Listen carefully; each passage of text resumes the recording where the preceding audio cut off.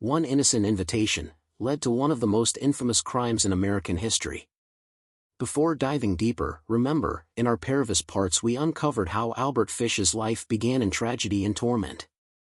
From his brutal childhood in an orphanage to his double life as a father of 6, and the strange obsessions that grew inside him, we explored the making of America's most disturbing killer, and how innocent children were brutally killed and how their parents were shocked after knowing the miserable time and torture their children went through, and how unjustly each and everyone was killed under the face of a grandfatherly look. If you haven't seen that video yet, go watch it first for a better understanding of how Albert Fish became the Boogeyman of America. In 1928, Albert Fish set his sights on the Budd family. He appeared at their home in New York, posing as a wealthy employer looking for workers. His frail, grandfatherly appearance fooled them completely. At first, he claimed to want to hire young Edward Budd for farm work. But his real target was Edward's younger sister, 10-year-old Grace Budd. Fish gained the family's trust with charm and lies. He convinced them to let Grace accompany him to a birthday party for his niece. Grace happily dressed in her best clothes and left with him, but she would never return. This single act cemented Fish's name in true crime history, as the world later discovered the horrifying fate that awaited her. Years later, the Budd family received a letter that revealed the unthinkable. For years, the Budd family lived in torment, never knowing what happened to their daughter.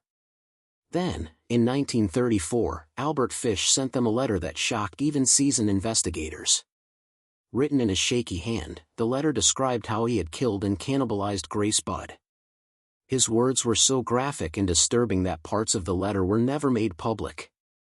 The cruelty wasn't just in his actions, but in his choice to relive them in writing, forcing the family to suffer again.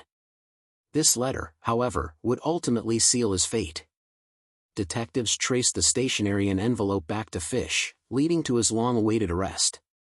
The gray man's mask finally cracked, and the world saw the monster within. In December 1934, police arrested Albert Fish at a boarding house in Manhattan. Despite his frail, elderly appearance, the list of charges against him was terrifying. During interrogation, he confessed to the Grace Budd murder and hinted at many more crimes. Detectives were horrified by his calm descriptions of torture, murder, and cannibalism. His trial in 1935 was one of the most shocking in American history. The jury heard testimony about his sadistic obsessions, his self-inflicted mutilations, and his horrific crimes against children. Despite attempts by his defense to argue insanity, the jury sentenced him to death. For the first time, Albert Fish could no longer hide behind his harmless disguise. You are watching Twisted Truths, where every crime is unmasked and every monster revealed. We've now seen Albert Fish's darkest acts, the Grace Budd case, the horrific letter, and the shocking trial that exposed his twisted world. But the story doesn't end here.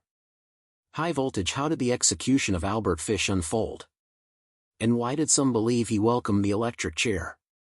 Tell us in the comments, do you think justice was truly served, or did his crimes leave scars that no sentence could erase?